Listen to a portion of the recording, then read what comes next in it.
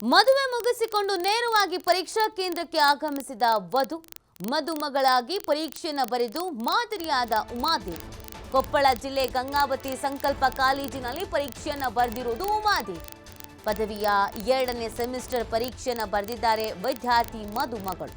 ಸಮವಸ್ತ್ರದಲ್ಲೇ ಪರೀಕ್ಷೆಯನ್ನ ಬರೆದಿರೋದು ವಧು. ಭಾನುವಾರ ನಿಗದಿಯಾಗಿತ್ತು ಮದುವೆ, ಮುಗಿಸಿಕೊಂಡು ಬಂದು ಪರೀಕ್ಷೆಯನ್ನು ಬರೆದಿದ್ದಾರೆ. ಬೆಳಗ್ಗೆ 10:30ಕ್ಕೆ ಮದುವೆ, ಮಧ್ಯಾಹ್ನ 2:30ಕ್ಕೆ ಪರೀಕ್ಷೆಯನ್ನು ಬರೆದಿದ್ದಾರೆ ವಧು. ಇತ್ತೀಚೆಗೆ ಈ ಥರದ ಘಟನೆಗಳು ಸಾಕಷ್ಟು ನಡೀತಾ ಇದೆ. ಅಂದರೆ ಅವರು ವಿದ್ಯಾಭ್ಯಾಸಕ್ಕೆ ಹೆಚ್ಚಿನ ಒತ್ತನ್ನು ಕೊಡ್ತಾ ಇರೋದು, ವಿದ್ಯಾರ್ಥಿಯಾಗಿ ಏನು ಕೆಲಸಗಳನ್ನ ಮಾಡಬೇಕು ಅದನ್ನು ಮಾಡ್ತಾ ಇದ್ದಾರೆ. ಇನ್ನೊಂದು ಕಡೆಯಲ್ಲಿ ವೈಯಕ್ತಿಕ ಜೀವನ, ಅದಕ್ಕೂ ಕೂಡ ಇಂಪಾರ್ಟೆನ್ಸ್ ಕೊಡ್ತಾ ಇದ್ದಾರೆ. ಇತ್ತೀಚೆಗೆ ಈ ಥರದ ಕೇಸಸ್ಗಳನ್ನು ನಾವು ನೋಡ್ತಾ ಇದ್ದೀವಿ. ಮದುವೆ ಆದ ತಕ್ಷಣ ಬಂದು ಎಕ್ಸಾಮ್ ಬರೆದಿರೋದು, ಮುಹೂರ್ತ ಮುಗಿಸ್ಕೊಂಡು ಬಂದು ಎಕ್ಸಾಮ್ ಬರೆದಿರೋದು, ಮುಹೂರ್ತಕ್ಕಿಂತ ಮುಂಚಿತವಾಗಿ ಬಂದು ಎಕ್ಸಾಮ್ ಬರೆದಿರೋದು ಬಹಳ ವಿಭಿನ್ನ ಅಂತ ಅನಿಸುತ್ತೆ. ಮತ್ತು ಕೆಲವರಿಗೆ ಇದು ಮಾದರಿ ಕೂಡ.